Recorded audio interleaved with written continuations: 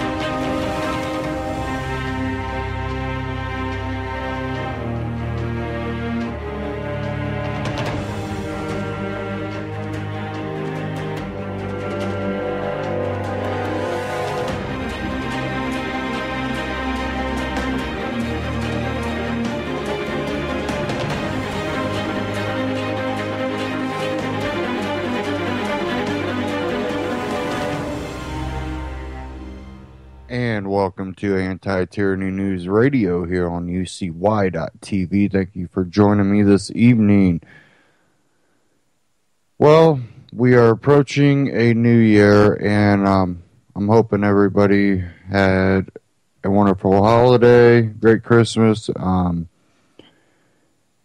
And even though we've been through a lot this past year, the world's have been through a lot. Americans have been through a lot. There's been a lot of hatred, the inciting of violence. And I woke up this morning, drove into town, and as I'm driving,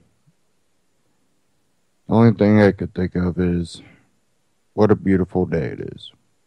Even though it was cold, the sun was out, beautiful sky, and you know, I always like coming back to, even though we're not where we probably should be as a society, definitely when it comes to freedoms, we still enjoy a limited supply of freedom, but it's something that we still have the ability to enjoy more freedom than others, and it's knowing where we could be, but being grateful for what we do have. It's being willing to stick with it and to work to a society where the individual is respected and their freedom is respected. And through everything we've been through, I still see a glimmer of hope that society is waking up to the idea of freedom. Maybe not as fast as I would like, but we have something that generations and generations before us didn't have. And that's the ability to directly communicate with each other all around the world instantly, in a mass volume.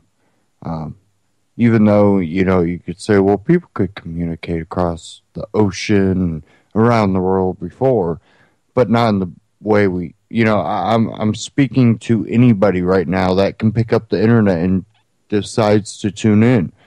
And even in countries where maybe their internet is censored, there's ways around it. The internet has brought the ability for ideas to spread like wildfire. And some of the ideas might not be the best of ideas.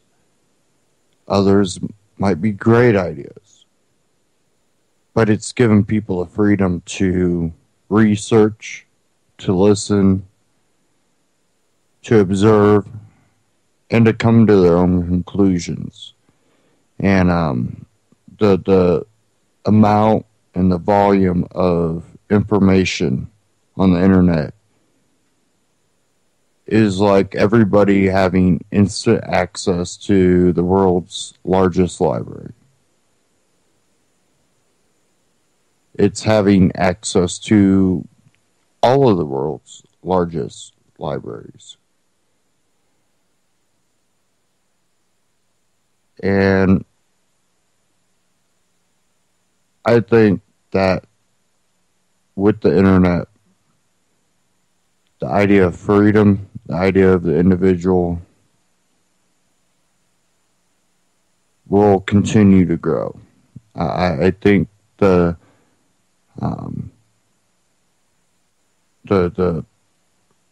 seed has sprouted, that the roots have taken hold, and it's an idea that cannot be killed. And learning from great philosophers in history and the modern day philosophers, and the ability to sit down and trade ideas. I think in the next 20 years, we are going to see an evolution on the way we see, act, speak, and understand the world.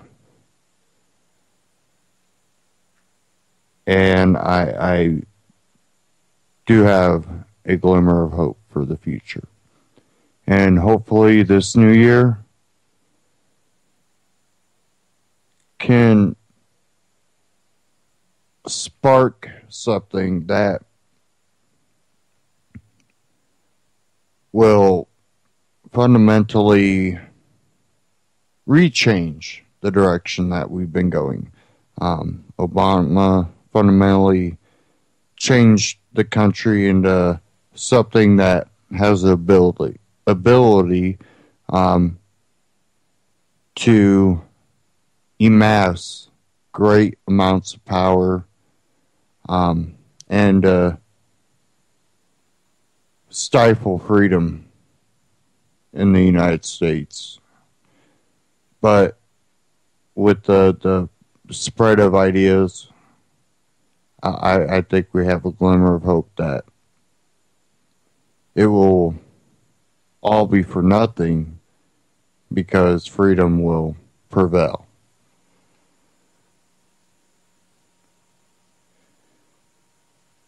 Okay, to move on. I don't want to bore you all too much.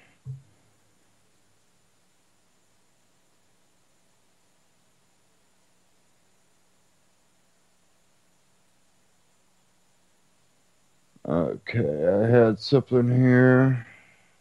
I have quite a few articles I'm going to go over today.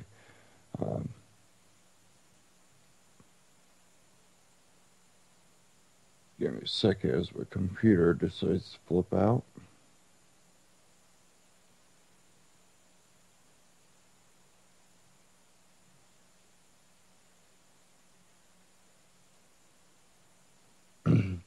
Now, we most of you have heard that the interview has been released, and I know Sony PlayStation Network was down. I heard Xbox One Live was down. A lot of things going on right now when it comes to this. And let's take a pause to think, no matter why this is being done, who's doing it, who's behind it. We know that this crisis, or so-called crisis, whichever you believe it to be, will be used. It will be used to go after restricting the internet. It will be used as, that poster child. See, if we don't get a hold of the internet, where these hackers will just... So they'll turn anybody that tries to use Tor networks or any type of anonymous connections, hackers. They will want to track everything. You'll have to have some type of special code to get on the internet that'll track everything you do. It will come down to this. Maybe not this instant, but this is the beginning. They've tried to pass SOPA and CISPA and everything else under the sun, and they haven't been successful. Even some of the corporations have shot back at them, whether it be for PR or what. We know that much of the public doesn't want it because they know what will happen. Your free speech on the internet. The one thing that has allowed us to be so free with our ideas. It's one of those things that they will start clamping down. You won't let them pass a bill. They'll let something like this happen, or a blackout will happen. They'll blame it on a hack, and they'll slowly start restricting the internet. Luckily, there's hackers out there that'll give you tools to get around it. I do want to play something here from AMTV. Christopher Green. I think it's Christopher on this one. I believe it was. Yeah, Christopher Green. And he talks about the Sony hack was likely a CIA operation. Now, again, why would it be a CIA? Well, yeah, because they could use it for a tool to clamp down on the internet. And we know that no matter if it was the CIA, no matter if it was the U.S. government, no matter if it was the Korean government, or just some person that got bored one day, they will take advantage of it to use it for their agenda. But I'm going to go ahead and cue this up here.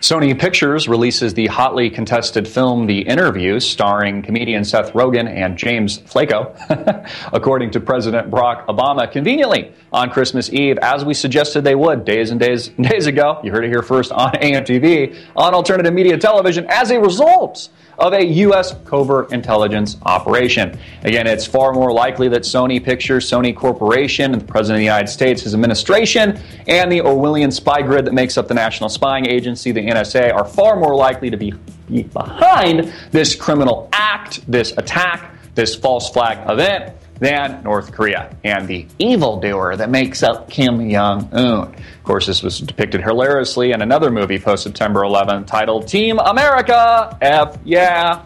And now Sony, as we said they would, stands to profit in the tens and tens of millions, if not hundreds of millions of dollars, with the planned distribution of their film. Again, not having to allocate millions, tens of millions of dollars to advertise a loud president in the United States and CNN, the worthless, baseless, mainstream bullshit propaganda machine, do that for them, and are now releasing the film at $4.99. That's right, $4.99 to rent it, or I think $15.99 in that ballpark to buy the film, not just on YouTube, which you're tuning into right now. Netflix is on board, and also a very special website conveniently created by Sony to distribute the film. Also to be released in select theaters, mostly independent venues throughout the country. Again, this has always been the game plan, folks. This was the viral marketing scam, bang-up job that just was, honestly, a huge success.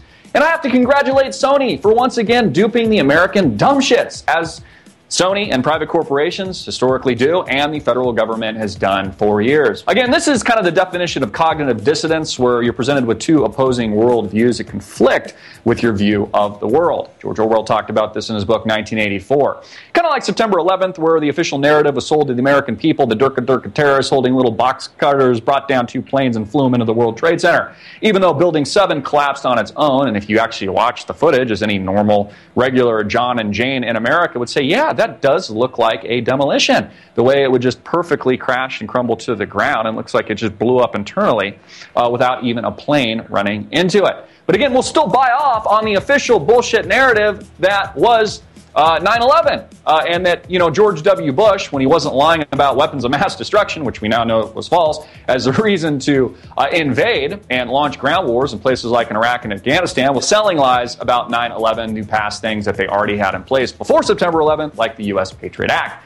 And again, this is what the whole Sony picture hack scam job has been about since the beginning, passing another bill. So the president could use this as a smokescreen and a smoke and mirrors campaign to move forward and pass more internet censorship.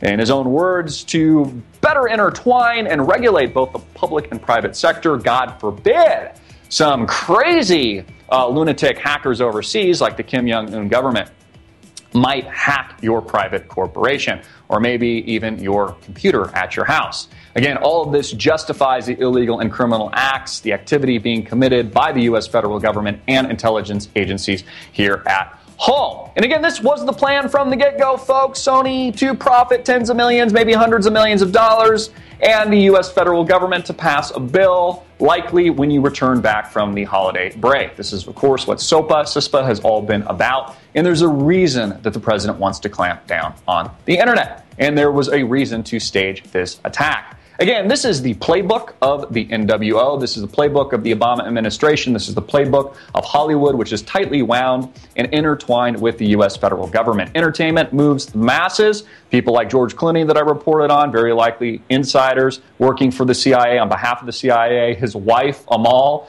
who works on the behalf of U.S. intelligence, represents people like Julian Assange, who many believe is also linked to U.S. intelligence. All of this a part of the scam job that makes up America today. And this was the engineered plan from the get-go, folks. Sony releasing the interview conveniently, select theaters nationwide, certain venues, YouTube and Netflix, and also a special website, and probably soon to be released on Apple in a couple of days once they strike a deal. This will be the greatest success, more than likely, the greatest viral marketing campaign, again, that anyone has ever seen in entertainment history. And it's all because the American people are easy to manipulate. They're very easy to sell lies to. They're very easy to move. It's easy to move the cows. Tell them and repeat the same thing long enough, and they'll believe any kind of shit you sell them. I'm Christopher Green. Get it out everywhere. Make it viral, hard-hitting, and in your face. Okay, that was AMTV again. Christopher Green, YouTube. And really, a marketing scheme, probably. It very well could have been, or they can just play it as a marketing scheme. But really, you don't even have to focus on who did it. It's what they're going to use it for again. Goes back to using this for the poster child for why we need to clamp down on the internet. Sometimes we dwell too much on who did it. Well, yes, we want to know who did it. We would like to expose if it's our government doing it, or, even the Korean. But what you really should focus on is what they're trying to do with it. Is clamping down on the internet going to stop a hacker from accessing whatever they want? No. Well, what will it do? Well, it could filter and censor the information that the everyday person receives. It can block websites. It can claim videos are bad. there was an interview that Google had with Glenn Beck, and urge people to find that and watch it. Listen to, I think it was Eric Smith, but they were talking about Google, do no evil, and they're like, well, it won't happen because, well, we don't do evil. And Glenn Beck was trying to say, what if, well, it was coming down to, we can censor, videos that are inciting violence. And we'll only take down the bad stuff. Well, we don't do any evil. We'll only take down the bad stuff that's inciting violence. Well, what do you consider inciting violence? People can consider, if you're telling the truth, and the truth just happens to be damaging to the power structure, they could consider that inciting violence. A revolution. So then they get to pick and choose what revolutions are allowed to start because, well, they can just claim that, that's inciting violence, so we're not going to put that out there because we like that government and they work with us really, really well.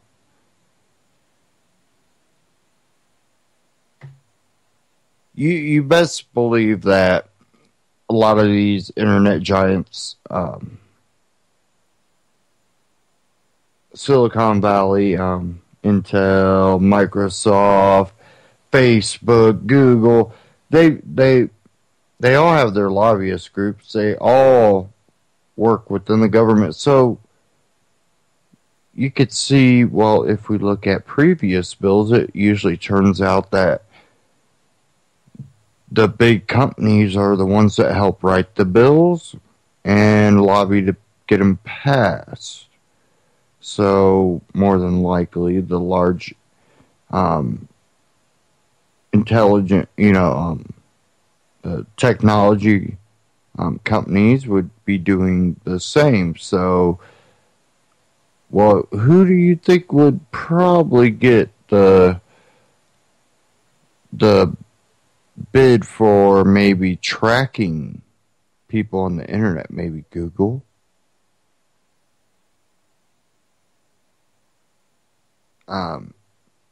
It's mind-boggling what could actually go down with this.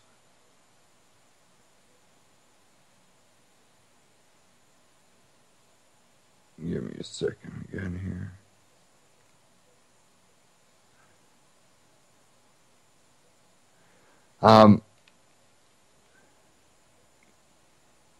I believe that they might attempt it, but I think that there's enough people out there that are smart enough that I think restricting the internet will become, in a way, impossible, and there's other ways for networking to happen, and if they truly attempt to censor the internet, which I think they will try it,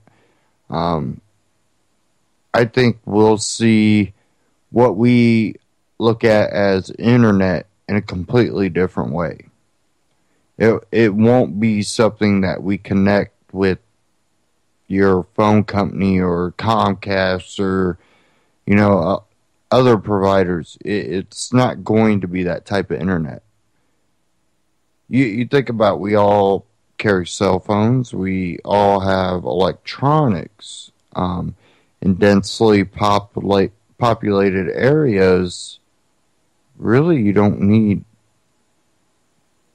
other people to provide it.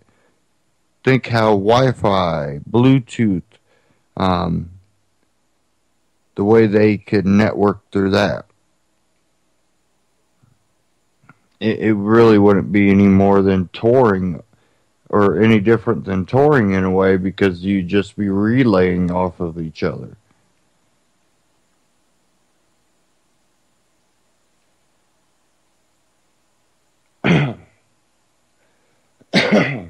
Excuse me.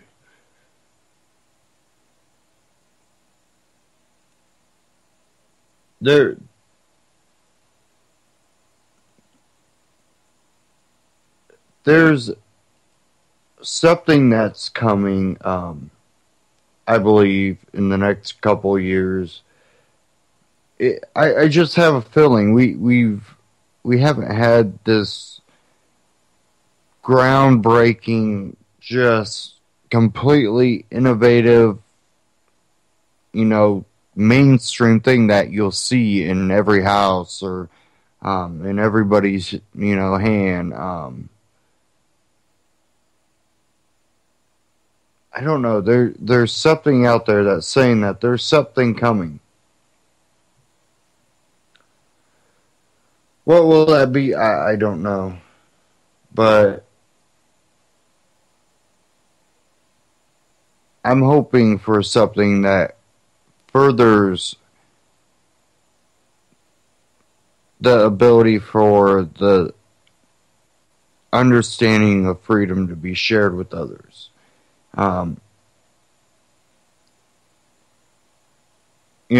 When you look at the whole Cuba thing, opening borders with Cuba, it could be bad. They're communist, socialist, or whatever. They're bad people. Well, the government might be, but I'm sure the people are just normal people there trying to live their life best they can. And what happens when you open borders, too, is ideas. The ability for ideas to spread. And I think that's the most important thing when it comes to opening borders.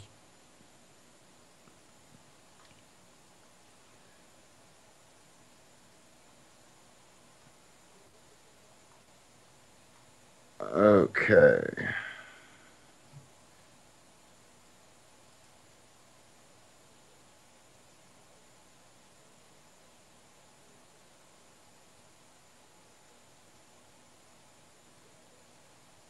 Give me a second here.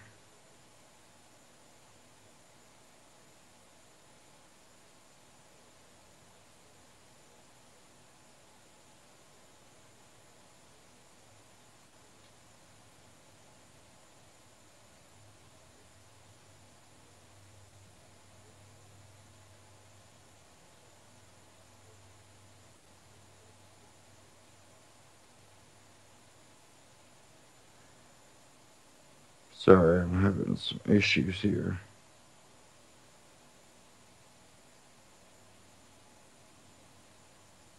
Okay. I seen this one at benswan.com. Rand Paul tweets Festivus grievance hints at 2016 run.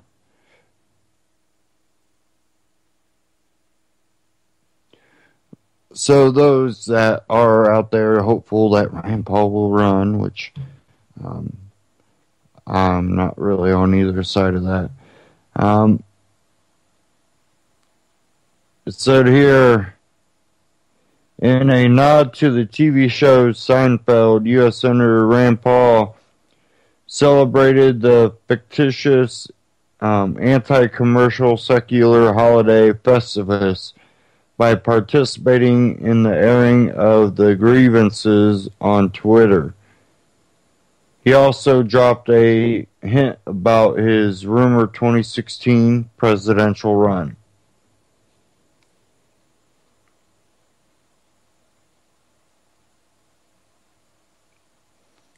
Said here, unabated by Seinfeld writer Dan O'Keefe's Politico cited criticism of Rand Paul's 2013 Festivus nod on Twitter. The Kentucky senator opted to make a tradition as he marked December 23rd of 2014 with another round of the airing of grievances. For those not in the loop, Festivus is a secular Fox holiday which first appeared in popular culture on the TV show Seinfeld that contrasts the commercialized furor of the holiday season. The December 23rd celebration, which originated as an O'Keefe family tradition and is known by the slogan Festivus for the rest of us. Involves activities like the displaying of the Festivus pole, a Festivus dinner, the airing of grievances, feats of strength, and the performance of Festivus miracles. According to NBC News, Rand Paul marked 2014's Festivus by going public once again on Twitter with his yearly comically intended list of people, places, and things that disappointed him, publicizing one's gripes about the events of the previous year. Airing of grievances is a post-dinner Festivus tradition. His tweets took soft jabs at fellow Senators Mark Rubio, Cory Booker, Harry Reid, and Mitch McConnell. The annual complaints also contain some extraordinary examples of government waste and blasted those who would mock his hair. Behold a sampling of his lighthearted Festivus tweets below. First one, I've got a lot of problems with you people, mostly in D.C., and today you're going to hear about it. Stay tuned for Festivus grievances. First, politics in general. As a doctor, I was trained first to do no harm. Wouldn't it be nice if politicians started from that premise? Your government spent $387,000 of your money on Swedish massages for rabbits. I am also kind of mad that you seem to think Lilo Lovett has better hair than me. Tempting to air a grievance, Mark Rubio again, but we've done that enough for this week. Instead, I will say an early Merry Christmas. No matter how many times I ask Team Mitch, which would be Mitch McConnell, he won't let me borrow this awesome sweater vest. Last year, in the spirit of Festivus, I reached out to Cory Booker, complaining he didn't retweet me enough. He still doesn't, by the way, but next one we discussed hemp, marijuana, crime justice reform. Some of that has now passed. All of it we've worked on together this year. To my friend Senator Reid, wishing you a long and fruitful tenure as minority leader. Sorry, not sorry. Last one, because I could do this all day. Your government literally spent $10,000 to watch grass grow. Senator Paul also posted a tweet with a photo of a long-sleeve black shirt embroidered with Rand Paul 2016 on the chest, an apparent hint at his rumored 2016 presidential bid. Another tweet threatened additional grievances still to come against the media and the Federal Reserve.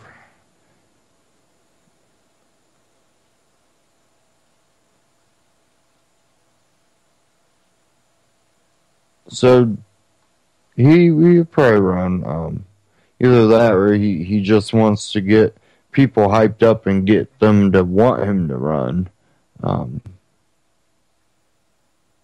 That seems a little more likely, maybe.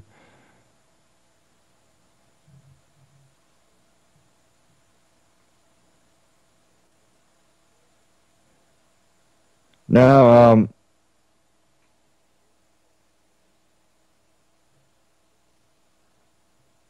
with everything going on, it seems that the violence has settled down a little bit, which is a good thing, a very good thing.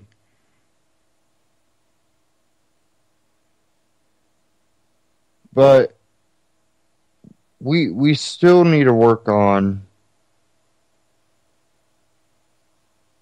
what we can do to change the world without violence. And I have this one from We Are Change. It's pretty short. And it's, what power do you have to change the world? And anymore, we see people go, well, we have to be a collective to change the world, not understanding how important the individual is. The individual is the person that's going to change the world. It's your individual thought, your individual passion, your ability to express what you want for your freedom, and to understand that other people should have what they want for their freedom, the life they choose, without causing others harm. The whole victimless crime BS puts people in jail for not harming others, but doing something they choose. Oh, marijuana is a drug, and that's bad. Well, you drink, but it's legal. But nothing. Legal and illegal doesn't mean something's good or bad. That means someone else has something wrong with it, or a agenda, and they claim authority to tell others they can't intake or put into their body what they choose. And when you get there, that's what causes it to be illegal for people to go to the grocery store and get raw milk, because they're told they're not allowed to. As simple as that.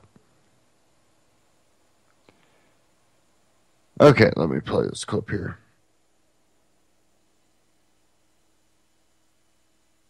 Somebody once asked me, what power do you have? What power do you have to change the world?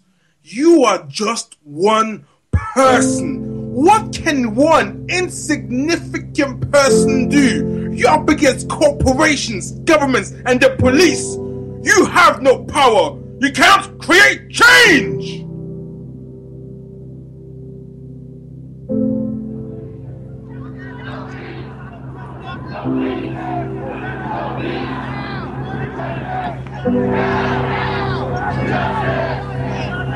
I told him that I have a fire, and this fire is all I need. Even if I am the only voice of dissent, I shall speak, because it only takes one candle burning with the flames of change to ignite all others.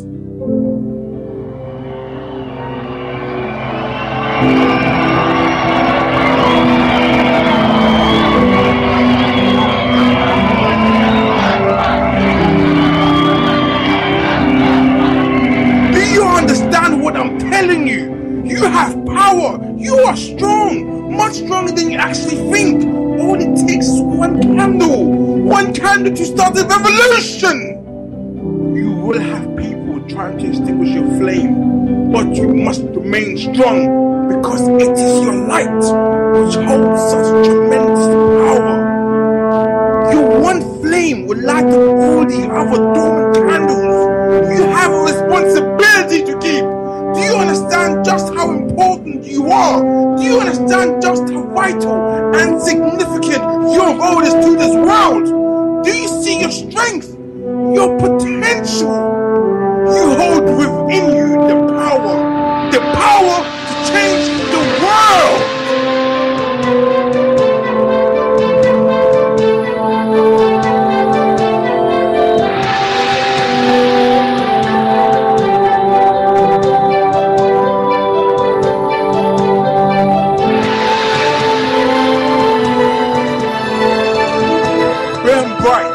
So that no force in this universe may ever diminish your light again. Remember, you are not alone, because together we are change!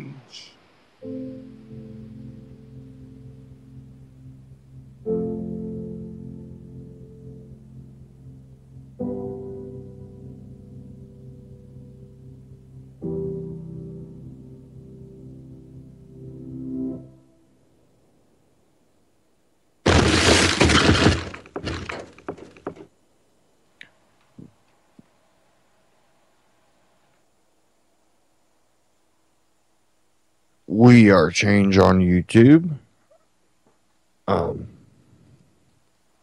Definitely go check it out. It's supposed to be inspirational because you as an individual should be inspirational. Unless you have a mental problem or a physical disability, even with those, you can be inspirational. But those that, well, if you don't have that mental disability and you're able to be innovative and create new things, that's inspirational. Even if you think you have a very small job, your job's not one of the top jobs or the important jobs. If you have kids, they look at you and they watch you work. No matter what job you have at a company, no matter what they see you doing, the child recognizes that what you're doing is something that's important. Most children will recognize that. But we as adults fail to recognize that. When that company is operating, all the way down to the person that sweeps the floor, everyone is playing a part in the success of a company. Now, why I say this is, one, to show that you should be confident and you should hold your head up no matter what job you do. Two, there is another element to this. When everybody's playing their part in a company and they lead to success, one person's mistake at any level can have a dramatic effect on that company's success. Whether it be, well, that the guy that sweeps the floors didn't sweep up good enough and someone fell. Now there's a lawsuit. Or the quality control guy wasn't checking parts and now the company lost one of their most important contracts. Or the guy doing all the numbers didn't take into consideration this expenditure, therefore now they're in financial trouble.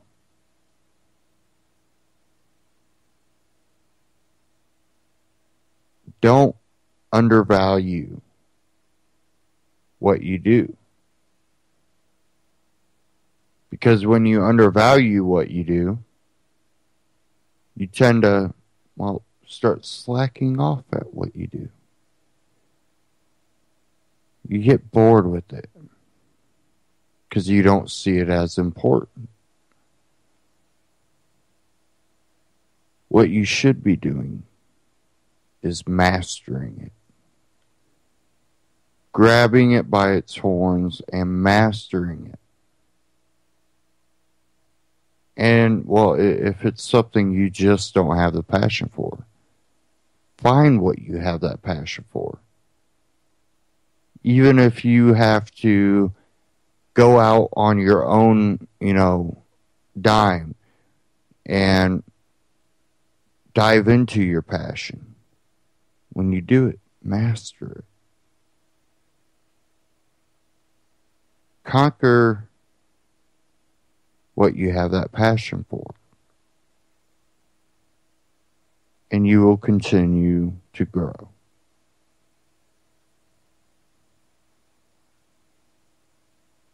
Because every job out there has a level of importance. Now, the guy sweeping the floor, it might not take any major mental capacity to know I got to sweep this area. I have to sweep it all, make sure it's all up off the floor. But if you just look at it that way, you might miss a spot and cause a problem. And if you want to move up, they have to see that you take that extra step, that you're making sure that there's no spot that's been missed.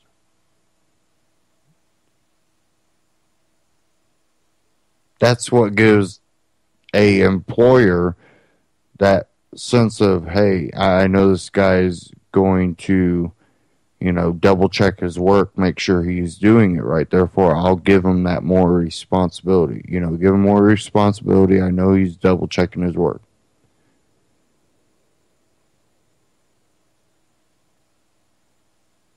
That's why when you pursue your own passion, even if it's on your own dime, you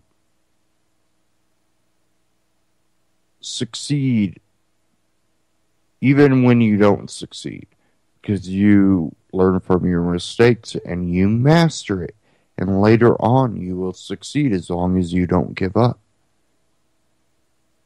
Because everything you do, you learn, you make your mistakes, and you're able to grow. And I urge people this new year to find that passion and go for it. And when you start losing faith, maybe it's just getting hard, you don't seem like you're successful, don't give up. Try to find out what you might be doing wrong. Seek out new ideas. Seek out help. Ask people. Master your passion.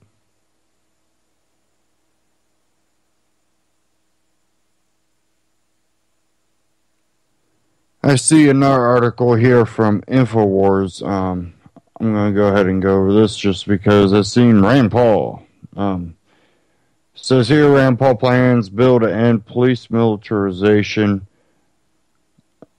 Says here, Senator Rand Paul plans to reintroduce legislation. I thought he did it before. Reintroduce legislation and the distributing trend of military equipment ending up in the hands of domestic law enforcement departments across the country. Paul's staff revealed to BuzzFeed that the Kentucky senator will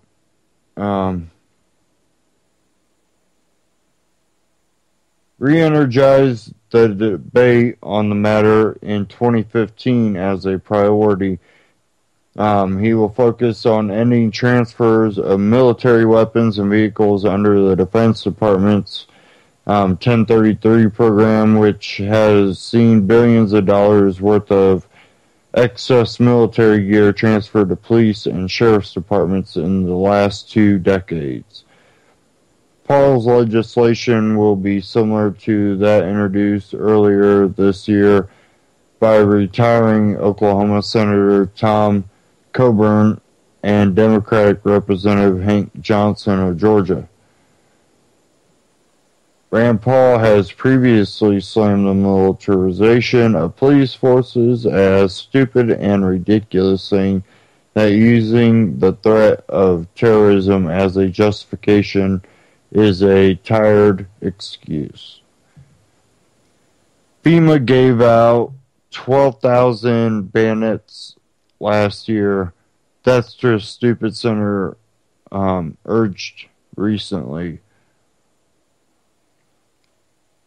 What are giving out mine-resistant ambush protection vehicles, 20-ton vehicles? Dundee, Michigan a town of 3,000 has a 20-ton mine-resistant ambush protection vehicle. That's ridiculous, he said. You can read the rest of that at infowars.com. But we see that this has really kind of been going on for quite a while. And we're just now addressing it. I think this is why it's urgent to really get to what freedom is. When people are spreading the message of liberty and freedom. Liberty and freedom up to a certain point, but you still need government to tell people they can't do drugs and stuff, because that's bad, and tell them that they can't rob. People know they're not supposed to rob. People know they're not supposed to just go out and murder people because they don't like them or dislike what they do. Or they had an argument. People know this. Government does not inform people of this, nor do they stop people of this. They're really better at making money off of the everyday person. So, they don't help out. If anything, they keep it going.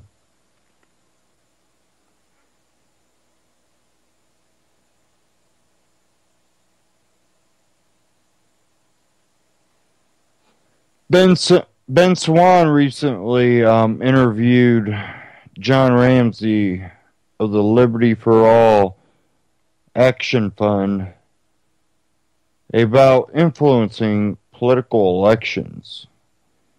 And I'm going to play this clip here for you guys. We'll talk about it after.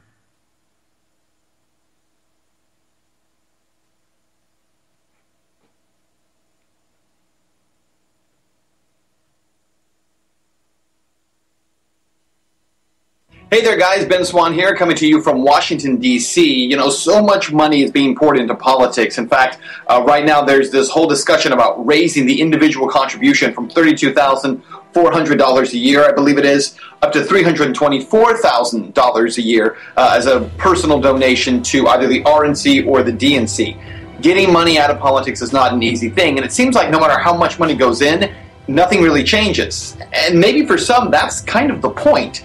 It's designed to keep anything from actually changing.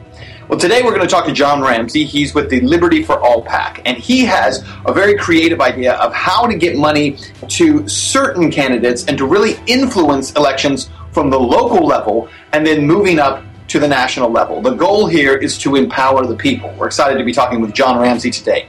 And before we have that conversation, I want to tell you about our sponsor and invite you to go check them out. Infidel Body Armor is the sponsor for this podcast, one of our new sponsors at benswan.com. Listen, these guys are fantastic. Bar none, without question, they are the top of the line when it comes to body armor. If you click on the link here in the story that you're going to be seeing throughout the show today, we'll actually take you to a YouTube video where Infidel demonstrates how their body armor plates work. They are, as I said, absolutely, without question, the best body armor company in the country. So I want you to check them out. Check out their product because it is fantastic. I own it. I hope that you will too. Again, check them out on their website, infidelbodyarmor.com, and be sure to use the promo code LIBERTY. It'll save you 10%. Now let's get started with our interview with John Ramsey.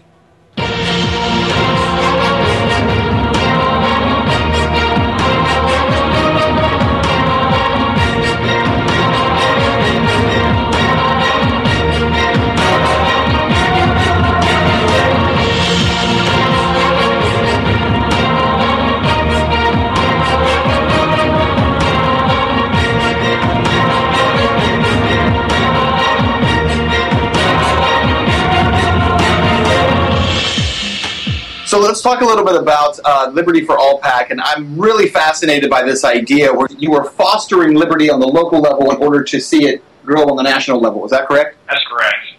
the end of the day, there's a good old saying that all politics are local, and that couldn't be more true. And the more research and more we've looked into it, the more we see that that's definitely the case. What we do here at Liberty for All is we go and play in state legislatures all around the country and try to elect the next generation of liberty-leaning candidates. And we particularly focus on early presidential primary states, because in those states, not only can we elect a handful of our type of candidate, they also have a big say in who the Republican nominee would be in the presidential race. We're hopeful for this because this can avoid us from having the moderate Mitt Romneys or the dinosaur John McCain who have no shot in the general election going forward. So we think it's a very sustainable model and a model that can very much empower the next generation of leaders. Now, there's something beyond the national elections here that I'm really interested in because, even if you do get this president who's very liberty-oriented, liberty doesn't necessarily take off in this country. In fact, I would argue that there's probably more that needs to be done on the state level. Local state legislatures have so much power, and they do so much to kind of quash entrepreneurism. They quash the ability of individuals to be able to kind of rise through the system, through regulation and through association groups. So is there a kind of a side effect, or is it a direct effect of also saying we want to kind of help state legislatures to become more liberty-oriented? Absolutely. That's what's neat about the whole thing is we're crushing two birds with one stone. I think the national level, at the end of the day, you're not going to get anything done there. I mean, there's 435 people. Probably 90% of them are either crazy or eccentric or have lost their mind. But at the state level, you can actually get real policy done. If you look at Arizona, for example, they're working on the 10th Amendment really well to the point where they're going to be able to nullify Obamacare. This is happening all over the country, and people are finding out, a lot of donors are finding out as well, that, hey, I can get a lot bigger bang for my buck at the state level. And that's what we're hoping to facilitate here at Liberty for All. But if you look at some of the national stuff, people like Justin Amash, Thomas Massey, Rand Paul, they can do really good stuff from a messaging perspective. That's what the national scene should be for. It's more of a marketing platform. But if we're serious about legislation, we should be focused on the state. Yeah, I could not agree more with you on that. What's happening on the state level across this country, and it's interesting, if you look at most of these state legislatures across the country, they are red. So in Ohio, where I'm at, it's as red as you can be in terms of a red state. And yet, they've adopted Common Core standards. It's a state where, they do still have multi-levels of taxes, trade associations that prevent you from being able to just start a business if you want to, and the state has licensing and requirements for everything. And just because the state is red, okay, does not mean that it is embracing liberty. In fact, many of these state legislatures across the country are simply fighting for who's going to control the gears of power over people's lives. And so I agree with you. If you can spend money to say, let's replace those people and put liberty-minded people into state legislatures and actually get some legislation changed, passed, or even, God forbid, we actually remove some of that legislation from our lives, I think that you have, as you said, a lot of bang for your buck. Yeah, for sure. And I think to follow up on your point about even red state legislatures around the country who are supposed to be red, you think Republicans stand for small businesses and stand for, fiscal responsibility. Even they're doing some things that are really hurtful for entrepreneurs and small aspiring family businesses. And that's really where I come in and where I really have a problem. And that's a problem of a state like Ohio or states like Michigan, Connecticut, New Jersey, California. All of the businesses are moving from those states to states like Texas, where I'm at, where we're not perfect by any means, but we've got a fairly generous climate for entrepreneurs and businesses. In fact, I work pretty regularly on recruiting businesses from California to Texas, and we've actually had some pretty good success with it simply because they're paying more than half of their income to the government out there. You can't operate that way. They're moving down to Texas. They have less regulations, less compliance costs, less taxes, and now they're able to hire more people. So it makes no sense to have these punitive regulations that are chasing businesses away from these states that invariably are bankrupt as well. And I'm talking about Michigan, California, New Jersey. Businesses are voting with their feet. Well, look, as you know, John, all too well, we do not have a national government. We have a federal government, and the idea is that we have 50 individual states that should be laboratories to legislate as they see fit and to create laws as they see fit. And what's interesting about that, you bring up the issue of Texas. So one of the things that Texas is also doing, besides having great success on its own, is by virtue of the success it's having, it's influencing other states to take a look at their policies. Is there a particular state that you guys are working in with Liberty for All to say, here's a legislature that we feel strongly we can, for lack of a better term, flip to a more liberty-oriented legislature? Is there a particular state? Where's that happening, and how's it working out? Absolutely. Here at Liberty for All, we're focused primarily on the state of New Hampshire. We think that New Hampshire is just an absolute hotbed, powder keg for libertarianism. You've got the Free State Project, you've got people moving there from all over, and there's very much a culture of liberty there. And I think that we can do a lot of work there, particularly in the state legislature. State House is one of the largest human legislatures in the world per capita. We can go and be a big fish in a small pond. And this last cycle, Liberty for All, we were successful in about 30 races. And we were a big key component in helping that legislature flip from blue to red. But what's neat about it is it's not just your regular old red like you were talking about in Ohio. It's sort of a liberty red, where we're talking about different legislation that'll be going through that's good for small businesses, good for families, good for entrepreneurship. So I think New Hampshire's a great state for us because at the end of the day, what do they say? Iowa, they pick corn out there. In New Hampshire, they pick presidents. So we can have a big conversation in who the Republican nominee is going to be. And my big thing is let's avoid the insider Mitt Romneys and the dinosaur John McCain's of the world. Let's pick somebody who can actually get elected this go around. And I think in New Hampshire, that's a good place to start. Well, first of all, I congratulate you on your success over in New Hampshire. It is one of the, you might want to call it one of the big untold stories of the 2014 midterms. But no one wants to talk about that story in mainstream media because, first of all, they're not interested in the narrative of it. And number two, it's not as exciting to them. The idea that a state legislature would go from blue to red, and they still see it in the left-right paradigm. And as you pointed out, red in this case did not mean a left-right paradigm. It simply means more liberty. So who was actually being elected are more liberty-oriented candidates. New Hampshire is also unique in that you have a fair number of liberty-oriented blue candidates out there as well. Exactly. And that's another thing that we stand for at Liberty. We're about principles, not parties. At the end of the day, I think this two-party paradigm has really been very hurt and destructive for America. I mean, the fact that we're putting people in groups, it's ultimate collectivism, which is a very dangerous philosophy. I mean, it's been proven to be dangerous and deadly throughout human history, and it polarizes us at the end of the day. But I think you mentioned not being covered very much, our success out in New Hampshire, and I understand why. It's not as sexy as going and spending hundreds of millions on Senate races and putting big TV ads where consultants make 15%, everybody's all happy, and all the back scratching and lobbying that goes on.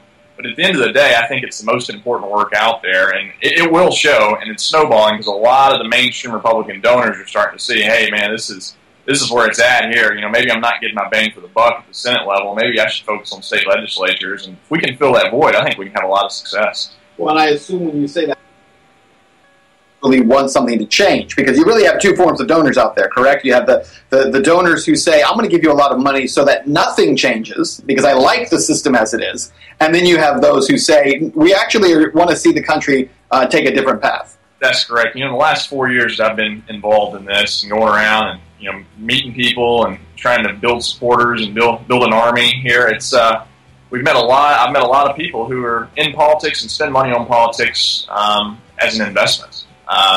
They, at the end of the day, are like, John, I spend this, I want to get this guy elected because he's going to send a special contract to my company.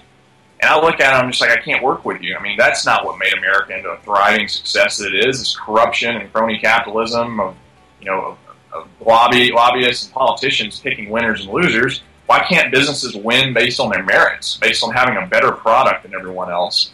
But there also are those donors out there now. They're select and few and far between. I've found a lot of them, and I'm sure there's more out there who are in this for America.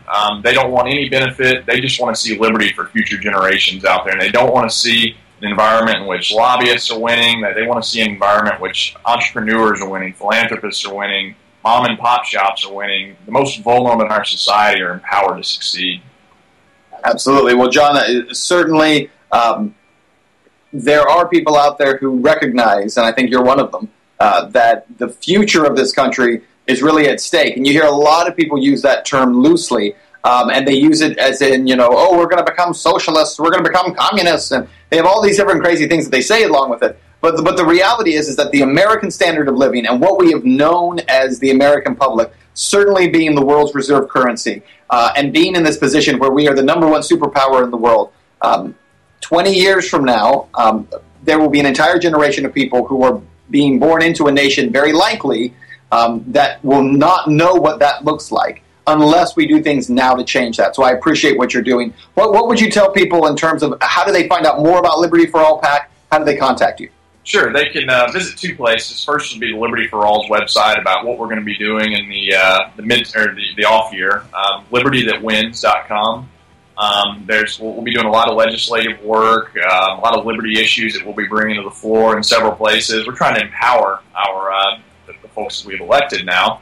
You can also visit my personal website to get a lot more of my commentary on it, johnramsey.name. But one other thing that I would kind of leave, to your point about the country being in a tough situation, the things that we're talking about, Ben, they're not political in nature. They're more about mathematics. I mean, if you look at the trajectory that we're on here in our spending habits as a country, the government spending habits, it's just totally unsustainable, and that's what I worry about. I'm not one of these that's into cutting people off who are needy and need the system. I get where they're coming from, but I think there's so many better ways we can do it and not go bankrupt at the same time. So I worry that for future generations, we're on a trajectory of disaster. And that's why I'm involved, and that's why so many other people are involved in this fight. And I can't thank everyone enough for being involved, and I think we're going to do a lot of good for a lot of people. BenSwan.com, Ben Swan on YouTube. And there's something important about this. It's not working at the federal level, but working at the local level, the state and local. And they mainly talked about the state, which is important. When you look at how our power structure is set up, it's states are supposed to have power over the feds. The only time the feds ever supposed to be able to interject is when the state is abridging a person's right, not when they're allowing a person to exercise their natural rights.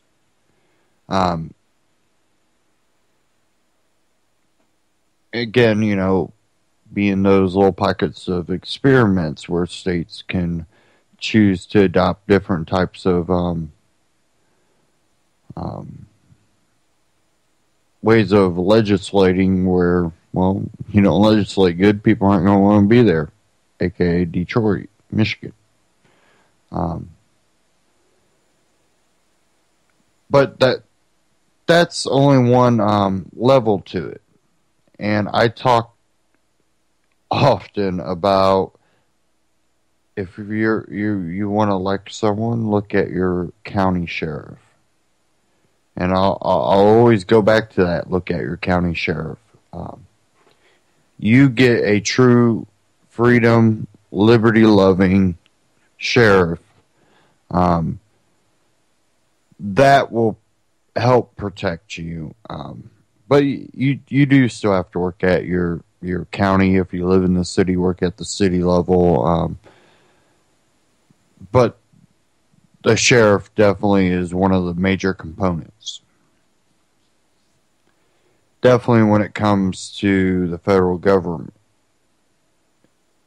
So if you get your county council and your county sheriff, if you get liberty, freedom-loving people in those positions,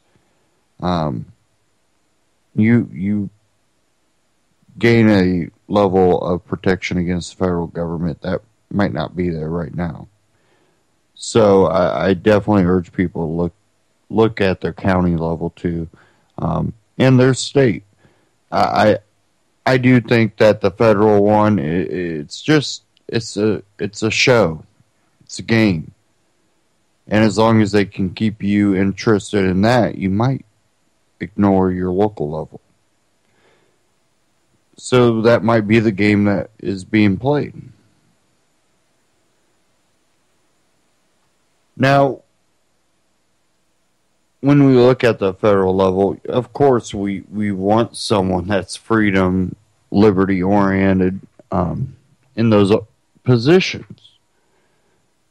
Even if we don't believe that we'll get that, of course we want it. People don't like Rand Paul because he's not his father. Some people say he's just playing the political game. But I think that if he was in office, that it would be a move in the right direction, even if it's not completely to the direction we want. If it doesn't completely fulfill what we expect, I think he would be definitely a move in the right direction. Even if we had Ron Paul, it's not going to change overnight. The system is so corrupt, even when in that position, you basically have to revamp the whole government and put people that you trust in the positions. And then, well, you put people you trust and there's connections. Well, you're doing it because you're buddies. Well, yeah, we're buddies because I can trust him. You end up running into a whole thing where the media will twist it. And again, I don't think it would go too far. The main thing that someone like Rand or Ron or anybody in the president's seat truly could do is try to slow down this progression towards a complete tyrannical government. Maybe long enough for people to start making a difference at the local level. But really, that's as far as it goes, and we can do that without looking at the federal level. We can do that by enough states and counties are turned pro-liberty and freedom that the federal government just can't do anything about it. All this BS, EPA, FDA, all this crap where they harass Amish farmers or people trying to buy raw milk and treat them like, well, they only get what we allow you to eat. When the federal government can't do that, they lose their power. So that's why the local level is important if you are going to participate in the voting system. The federal government is just, I think it's beyond corrupt to the point that it's kind of like one of those fake reality shows where everything is, you could tell is staged. I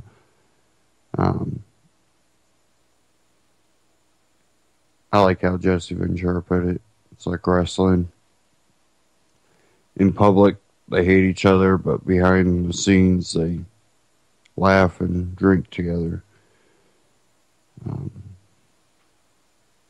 That is what the federal government's politics are. And a lot of local governments are like that too, because there hasn't been enough focus at the local level.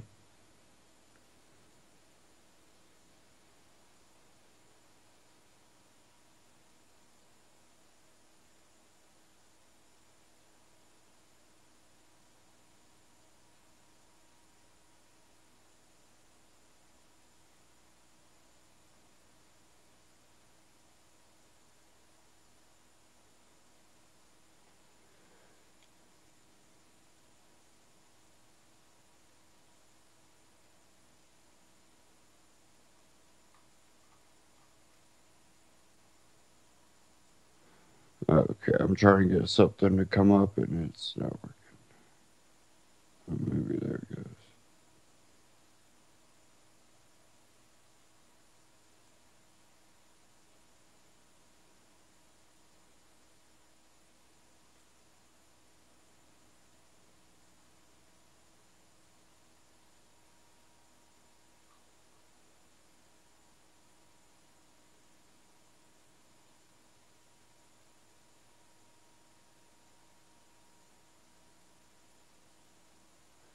something I wanted to read from Liberty Beat,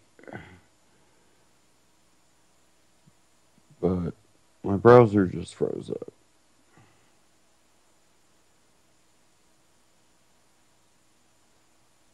I just completely reinstalled it too.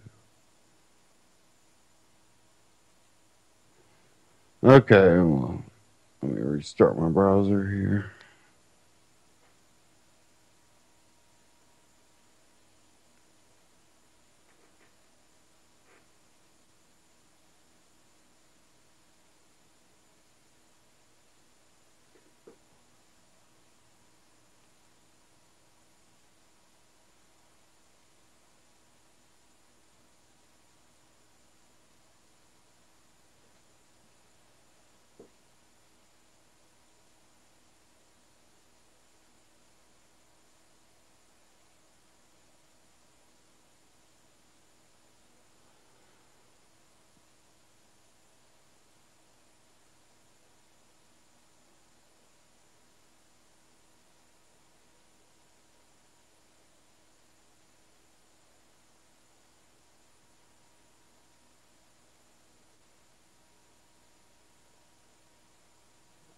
Okay, now I got back up.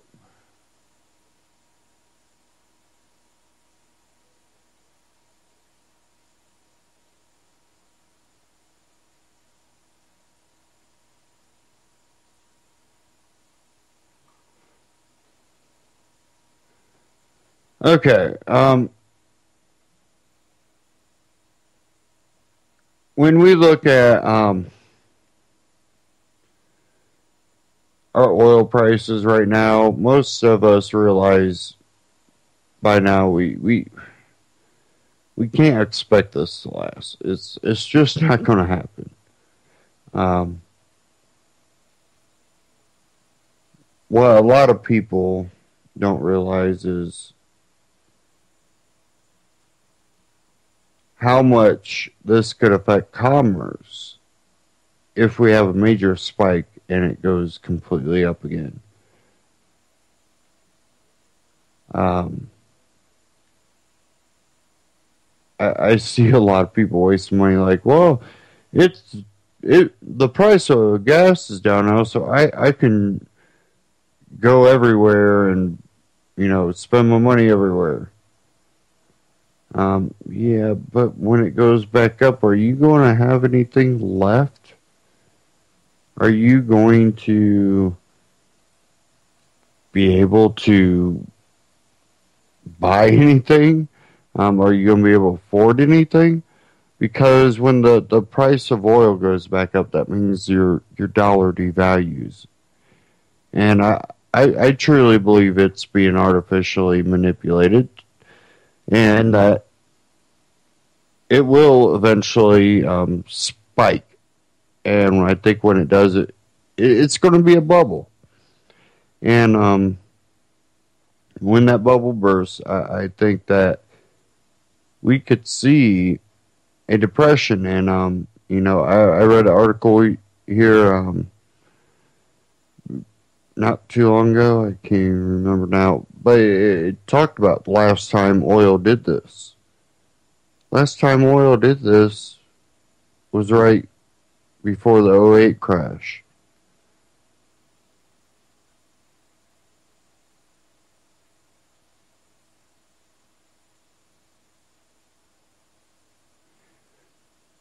So I would just say expect more of it. I have one here from InfoWars, David Knight. FEMA and feminist humbugs.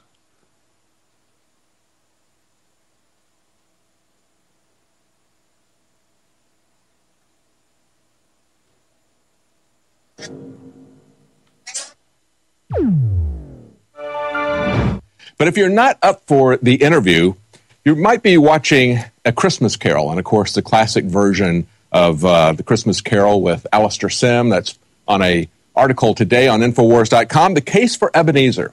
Now, I've heard many times from libertarian objectivists, and that seems to be where this author is coming from, that this is merely a propaganda piece for socialism. I don't think we need to make that kind of false dichotomy. I don't think we need to choose between a mandated state-run charity system called socialism or between a system that celebrates greed and selfishness. I don't think that's really what's behind A Christmas Carol. I take exception to this article that's here. I don't agree with his conclusions on that. I think the real issue here is compassion. And of course, you don't need to be a Christian to have compassion. And it troubles me deeply to see Christians who don't have compassion for people who are suffering under the jackboot of government, people who don't have compassion for those who are being taken out and tortured because they're from a different country or they're from a different religion.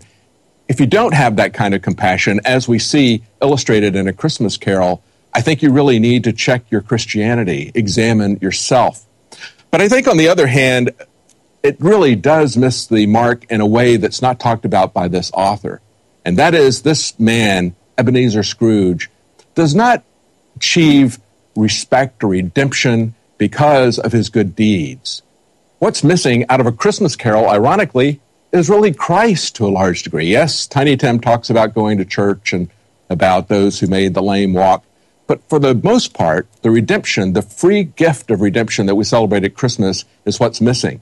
And I think the thing that's also missing for libertarians is we need to understand, as G. Edward Griffin pointed out, that we need to act collectively for individual liberty.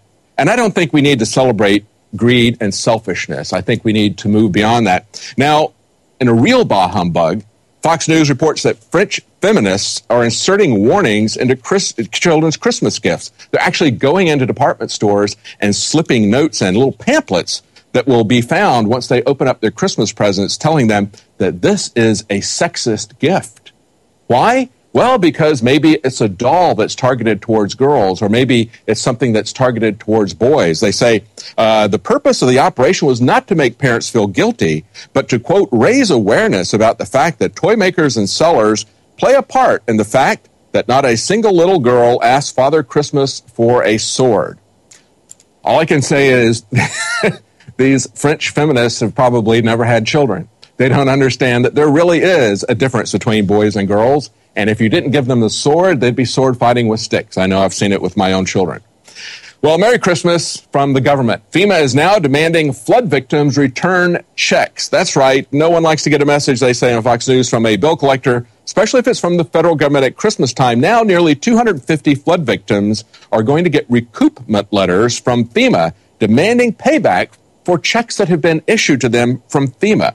This is for floods in 2013. They say it's estimated $2 billion in property losses over an area of 2,000 square miles. And the amounts that FEMA is now demanding from people here at Christmas time, not giving them much time, giving them 30 to 60 days to pay up or else, these amounts range from anywhere from $200 to $20,000. They say, FEMA admits that these payments were made in error. There you go. But, of course, who's going to pay up? These people will pay up. Even though they sent these things out and it's been quite some time and these people aren't necessarily going to have the money, maybe they can work with the Federal Reserve to confiscate their homes. And then abroad, we see that ISIS is turning Christian churches into torture chambers where it forces believers to convert to Islam. The Islamic State militants are turning Christian churches into torture chambers where they force attendees to confess as Islamicists. And they point out that the reality is that this group will stop at nothing to raise funds for their terrorist mission and to destroy churches and Christianity itself. And think about our foreign policy at this time of year. Think about the fact that in Iraq and Afghanistan, where Christianity had existed with Islam for centuries, after we went there with our foreign policy and stayed there for a decade, they've essentially eradicated Christians from those areas. Look at what happened in Syria, where we funded ISIS. Yes, they will stop at nothing to fund their agenda. They will work with the CIA, who created them, who gives them money for their agenda of stamping out Christianity. Now, finally, we see an Army lab is looking to essentially create a literal version of the proverbial fly on a wall. Yes, they say the Army lab is asking help building a wing-flapping robot fly. This is reported from Computer World. And here's the thing that I think is interesting about this. They're going to set up an open campus program that's designed to bolster shrinking research and development budgets and accelerate development of innovative new systems by inviting civilian developers and investors to help them advance. So they say their research and development budget is shrinking. I find that surprising, since it seems like they have a blank check for anything from the surveillance state that they want to build. Okay, you can watch more of that on the Alex Jones channel on YouTube or Infowars.com. Let's go to the ISIS thing. ISIS and the Christian thing. Like you pointed out, you know, we go there where Christians were accepted, even though, you know, they were under a dictator, and we don't justify dictator, but we have to ask ourselves, is it better or worse? Well, Christians are being run out of a lot of these countries that we've been involved in.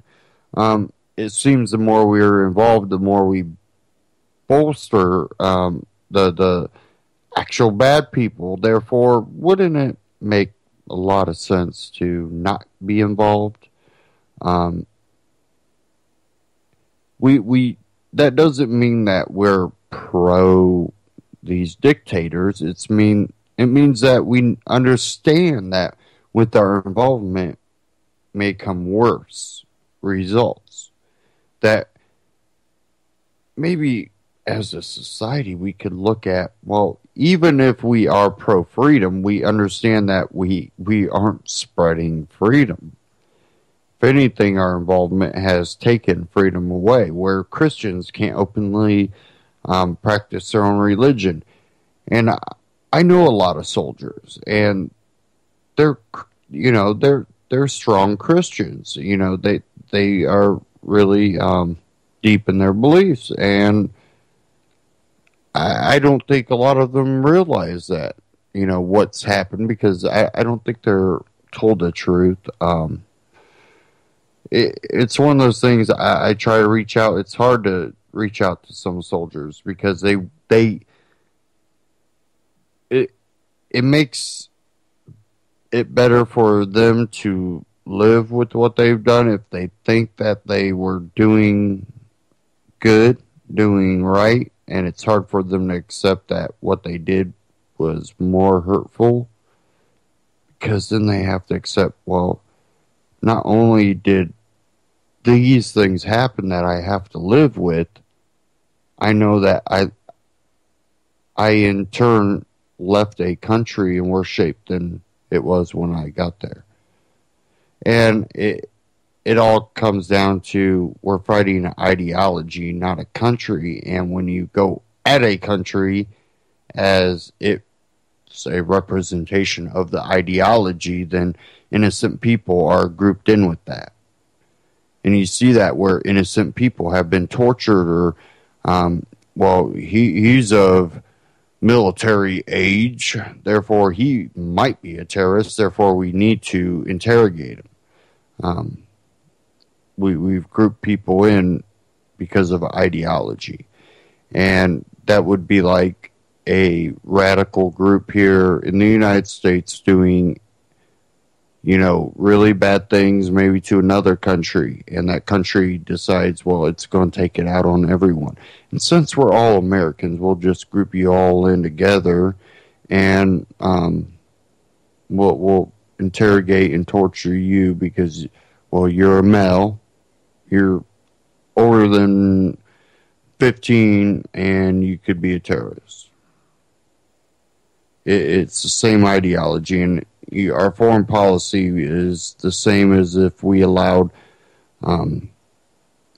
other countries to use military force against people here to justify getting rid of our corrupt government. Yes, we know our government's corrupt. No, we don't want another military here supposedly freeing us, because that's just another government that we probably would believe to be corrupt. inserting their beliefs and their way on us. And what if we believed our government to be a great government? There's people that do believe that.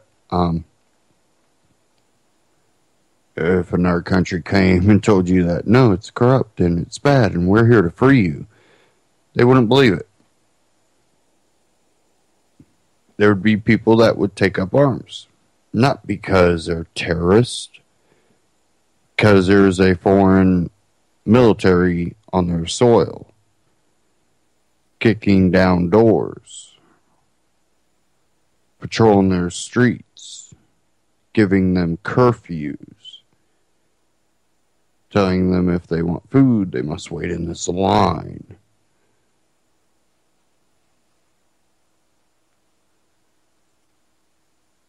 So, this new year, let's even focus on our foreign policy and be more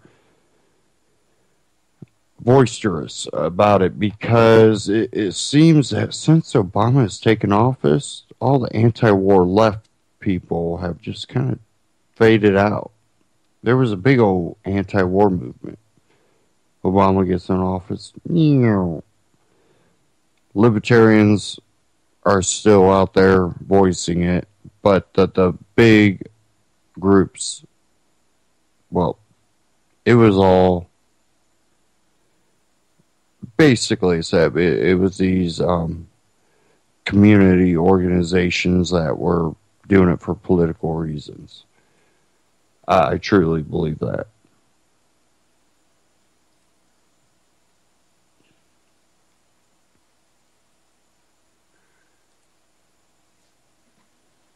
Here out of benswan.com, moving on.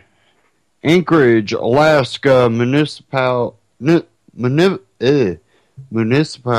Assembly rejects citywide ban on pot sales and cultivation. Said after votes in Alaska passed ballot measure 2, a referendum legalizing marijuana, municipalities have been given the opportunity to opt out of legalization.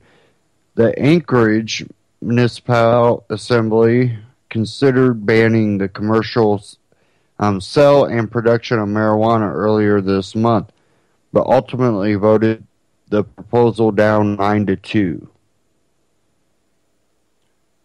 During this year's November 4th election, votes in Alaska approved a referendum ballot measure 2, which legalized marijuana for recreational use in the state. However, the fine print in the measure allows municipalities to opt out of legalization, which pitted pro-pot activists against prohibitionists in a city-level showdown in Anchorage, the largest city in Alaska in terms of population, according to KTVA CBS 11 News.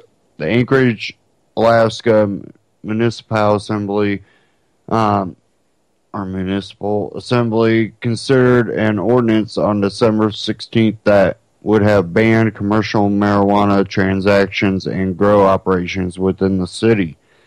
The proposed ordinance had been introduced by Assembly member Amy Demboski, who is running for mayor.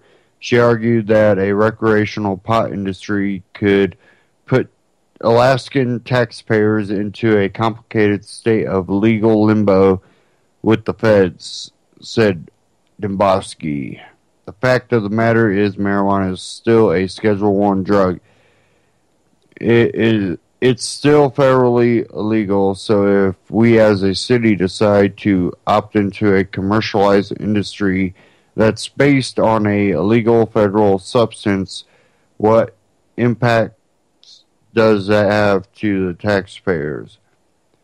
As UT San Diego points out, the Department of Justice has signaled multiple times over the past few years that it does not intend to aggressively pursue pot convictions in states that have legalized marijuana, though it has asserted that it has the right to. do so. Kim Cole, a Anchorage area teacher and pro-pot activist who has been called the new face of marijuana legalization by KTUU-TV2, said that the initiative to ban pot sales, there is no legitimate reason to squash new opportunities for small businesses and the economic stimulus that can create. Given our current financial state, one would think that the city would jump on the opportunity for small business economic growth. Around 50 people engaged in a heated debate over the issue before the ordinance to ban marijuana sales and production was called to a vote. In the end, the measure failed, with 9 members voting against and 2 mayoral hopeful Amy Dombrowski and Assemblymember Paul Honerman supporting the ban. Now that commercial marijuana production and transactions have survived a ban attempt, the Assembly has switched gears and is working to create taxes and regulations for Anchorage's newly legalized recreational pot industry. KTUU-TV 2 is reporting that on December 23rd, the Assembly Committee on Commercial Pot Regulations had its first meeting. Back in September of this year, Ben Swan released a Truth in Media episode that challenges the federal government's mixed messages on medical marijuana. I'm going to go ahead and let me see where we are on time. Yeah, I'm just going to go ahead and play this.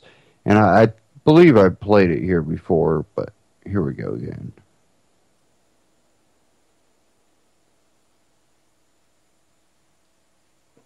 Has never been brighter. Right now, there's an awakening to the benefits of cannabis for medicinal purposes, specifically something called CBD oil. But is the new CBD craze being manipulated by media and politicians? If it weren't, we wouldn't need to do a show about it. The first step toward truth is to be informed.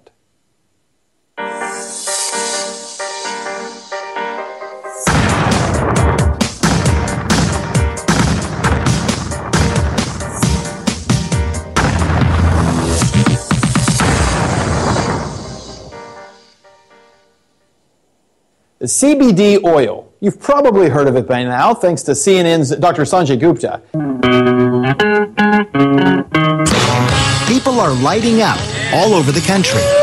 Millions are now aware of the cannabinoid-rich oil being used to help children in Colorado with epilepsy, especially this one little girl, Charlotte Figge, after whom the Charlotte's Web strain of cannabis has been named. It's okay, baby. This is their daughter, Charlotte, having a seizure.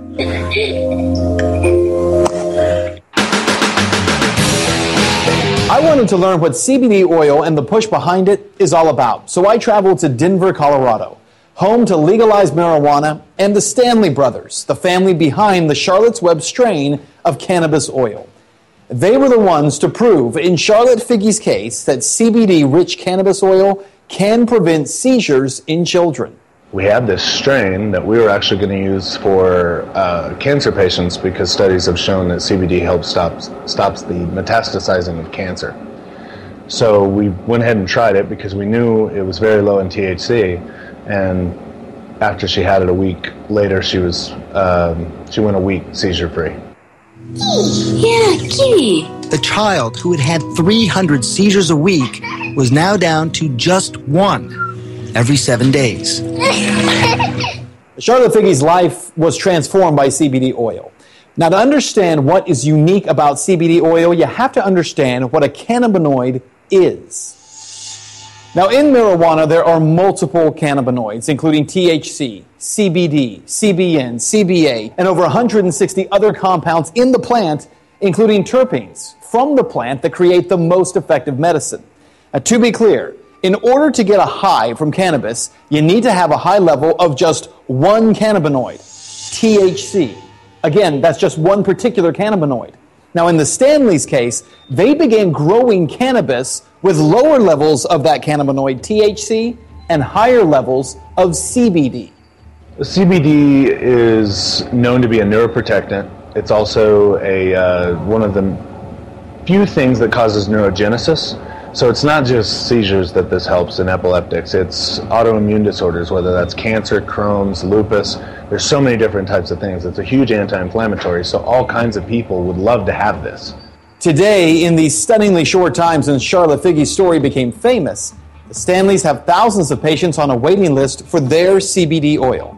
As you can see, it drips down. We're able to recapture the alcohol so we can reuse it. When it's done, we're left with an oil that is more like a molasses. In fact, there are thousands of families who have already uprooted their lives and moved to Colorado for the CBD oil. Thousands more are on the way. They're called cannabis refugees. I test it again, and then I can give it to the patients. Well, all of that has led to other states wanting to legalize CBD oil. In fact, the governor of Utah, of all places, just signed a CBD bill into law legalizing possession of the oil. In addition, a bill in Alabama has now passed the legislature. It is awaiting the governor's signature to be signed into law in that state. In fact, lawmakers in Kentucky, Florida, South Carolina, Wisconsin, and many other states either have or will now consider CBD bills just this year. Well, we're, at 20 states right now, so you already have 20 laws on the books that the people wanted or the people's representatives wanted. Well, Mark's Law has a company in Denver called I Comply, which is fighting to keep small growers compliant with state regulation on marijuana. There are 8 strict guidelines that must be followed. Mark says states are jumping on board with CBD, but not with marijuana. So I think what politicians certainly don't realize when they're trying to play to where the puck was and not where the puck is going to be is that regulating just one compound greatly underserves most of the patients who really need this medicine. So even along the lines of medical efficacy, it simply isn't reasonable. Now, the reality that Mark addresses is how media and politicians are jumping on the CBD train because it doesn't get you high. But they're ignoring some very important medical facts about cannabinoids. I talked via Skype with Shauna Banda about this very issue. Start out by telling me about when you were sick, the level to which you were sick, and what that looked like in your life. Oh, I was, of course, I was diagnosed with Crohn's disease in 2002. And in that first year, I had my first bowel resection. Body was recognizing that something was wrong, and my immune system went into overdrive and essentially attacked itself. Your life starts to go downhill. You're in pain constantly, so you can't even think straight. It's hard to go through your day-to-day life when you're constantly thinking about the pain and how to get rid of it. Shauna's condition was so bad that her teeth literally became soft and the roof of her mouth had turned black. She couldn't stand and says she parented her children from the couch. Described like having a stomach flu every day for years, despite all the medications and the doctors. Shauna was rotting from the inside out. Shauna's breakthrough came when she saw a YouTube documentary, Run from the Cure by Rick Simpson, which explained how to extract CBD and THC oil from marijuana. In 2001, my family doctor informed me that there was nothing more they could do. They had nothing left to try on me, so I was on my own. Shauna had started smoking marijuana just to be able to function, but she wasn't getting better. Shauna's husband at the time, he wanted to get her a vaporizer, but that vaporizer became the road to so much more. He went and got me a very old-fashioned glass dome vaporizer from the 70s, and I was reading a book, and I pinched off that hose way too long, and oil started forming on the dome. And he went out and got me a spatula, and I started to scrape it out 3 times a day, and I put whatever I could get into a gel cap. And within 3 days, I didn't need the use of my cane anymore to walk, and I started healing quite rapidly. So rapidly that I started to write a journal. That journal would become a book, Live Free or Die. Shauna's mantra for her own life and the lives of the people she continues to educate across the country on the benefits of cannabis oil today. But politicians and media are making CBD oil out to be the kind of good kind of cannabis, while arguing that THC is the bad kind of cannabis. Now listen, while that's not how any of this works, that is the case that is subtly being made. As that happens, two forces will likely come into play. Keep an eye on. Number one, in order to push the market away from the small sellers and the harvesters of CBD oil, states, along with the feds, will likely create a regulatory climate that is so difficult to manage that they will, through cronyism, force CBD oil into the hands of a few, which in turn limits supply and then forces the price of the oil to rise considerably. Number two, big pharmaceutical companies will likely begin putting out a safe and legitimate form of CBD oil. And that is already starting to happen. GW Pharmaceuticals out of Great Britain has been producing Sativex, which is a 50-50 blend of CBD and THC. They have no real research behind whether or not 50-50 is even the right ratio, and they certainly don't include the other terpenes or other chemical compounds from the cannabis plant. So we could see the bone get tossed to the pharmaceutical dog. It's certainly a possibility, but I think if more people take a stand for really descheduling marijuana, regulating it in a manner similar to alcohol to allow adults who are already out there, supply and demand economics, wanting this plant and providing a safe way to be able to provide it, is really the best model to move forward with. So what you need to know is where the U.S. government actually stands on this issue. Cannabis, marijuana. Today, it is still a Schedule I drug. That means, according to our government, it has no medicinal use whatsoever and has a high potential for abuse. Now, does our government really believe that? No. In 1999, the U.S. Department of Health and Human Services, HHS, filed for this patent for the use of cannabinoids for medicinal purposes. Also in 1999, they filed for a second patent, specifically for cannabis oil for the treatment of disease. That's right. Our government, through the taxpayer-funded Department of Health and Human Services, holds 2 patents on cannabinoids and cannabis oil to treat certain diseases like Alzheimer's and autoimmune diseases like Crohn's disease. Meanwhile, our government, through taxpayer-funded agencies like the Department of Justice, pursue, arrest, and imprison Americans who would attempt to access or use cannabis oil to heal their own bodies. Because in public, they claim cannabis oil is not medicine, and in private, they seek to own the rights to that medicine. Truth means that humanity is greater than politics.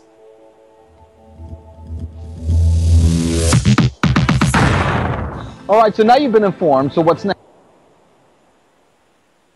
benswan.com, and you can read that article and watch that older clip there.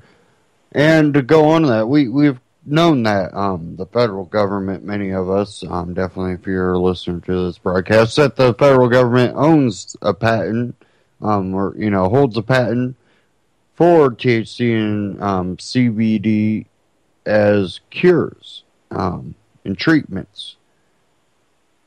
Well, this one out of leafscience.com.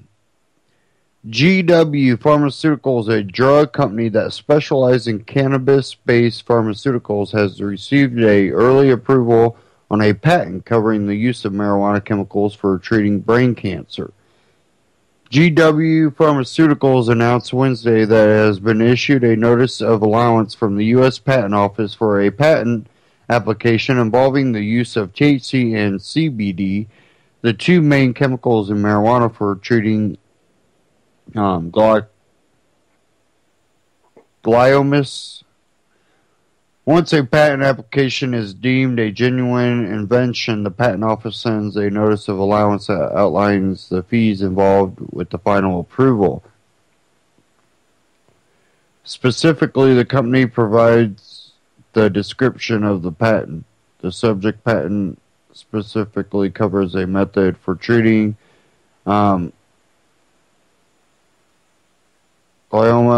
in a human using combination of CBD and THC, wherein the cannabinoids are in a ratio of from 1 to 2, THC, CBD, with the intent to reduce cell viability, inhibit cell growth, or reduce tumor volume.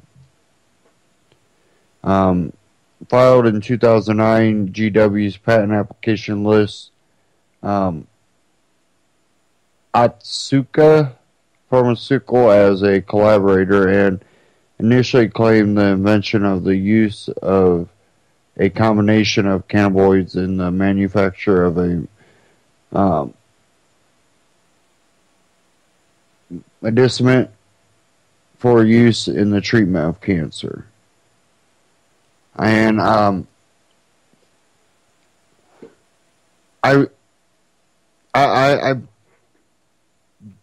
think that there should be no way for anybody to hold a patent.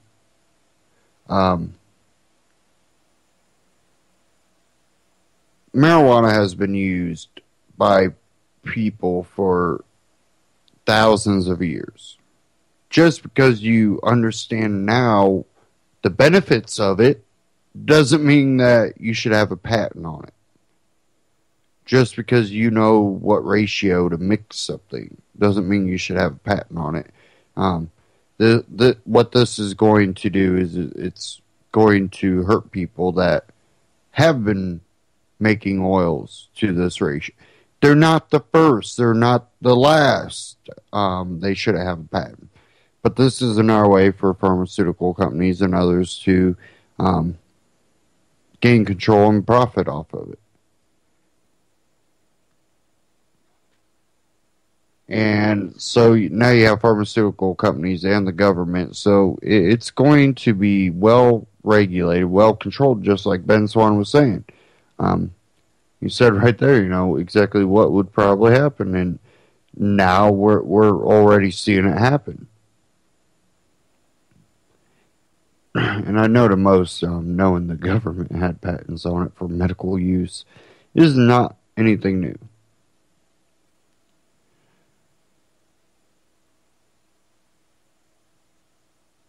I do have somewhat breaking news. I did want to cover here before end of the broadcast. If I can get to it.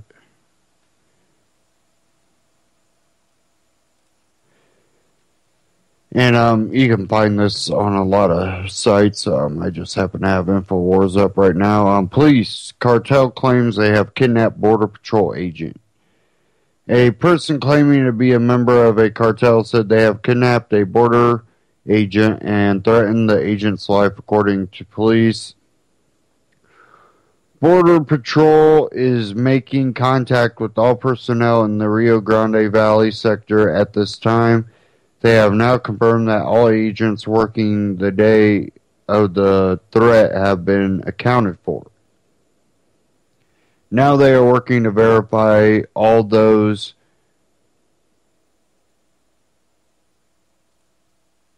all those off duty at the time of the threat are safe. And that was coming out of InfoWars via Valley Central. You know, this is another thing about the drug war. It has bolstered these drug cartels in Mexico and South America, and threatened peace here in America. You see them trying to claim that, well, marijuana is a drug and it causes problems, but it seems that, well, any problems that marijuana may cause might be a little overshadowed by the drug war and the drug cartels and the safety of people. You've bolstered up people by having this war on drugs in other countries that don't have the best interest of the everyday person. They have the best interest of their money. And anything that gets in its way, they they want to go after. And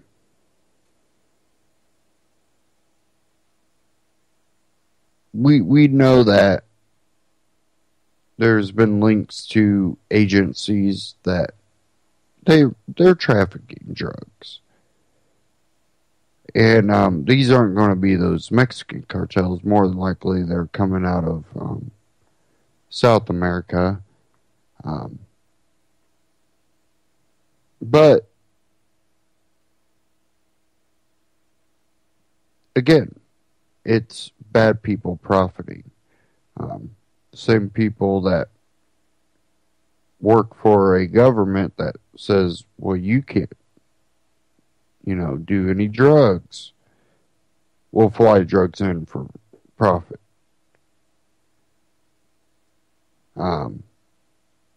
Best case to look at is Freeway Ricky Ross.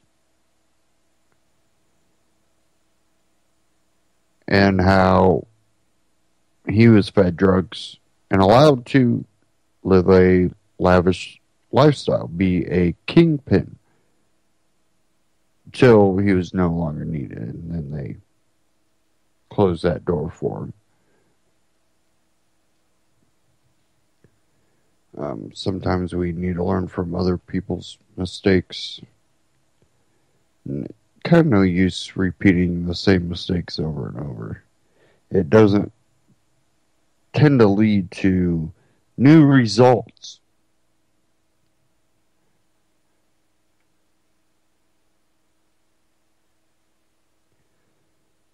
Well, before the end of the show, I want to wish everybody a happy new year. Hope everyone had a wonderful Christmas. Going into this new year, let's be that change we want to see. Let's make that our New Year's resolution. Let's start changing ourselves. Let's start looking at the local level politics when it comes to changing our community. Let's look at how we interact with the people. Definitely when we're spreading the message of freedom and liberty. Let's not go, well, I'm not a Christian, or I'm a Christian and they're the opposite of me. Therefore, I can't spread the message of freedom. Let's leave the religion out of it then. Find out if they're not religious. Find out what their passion, their passion to live free stems from. What makes them happy that is restricted, and show them how liberty and freedom will allow them to prosper and grow as a person off of their passion. And again, that goes to changing ourselves. Be that change you want to see. Find your passion. Seek it out. And master it. And you can't master it unless you work at it, try, and don't give up. Remember, it's a new year, and every day is a new day. And it's never too late to change or to grow as a person. I want to thank everybody for tuning in tonight. And don't forget to go to ucy.tv and click the little store button there and check out all the great prepping gear they got right there for you to look through. And you can get that through Amazon. And by doing it through that link, you are helping out networks like this that allow for free speech. And all the great hosts here on UCY benefit by having this platform to speak what they believe and speak the truth that they know. Thank you all for tuning in.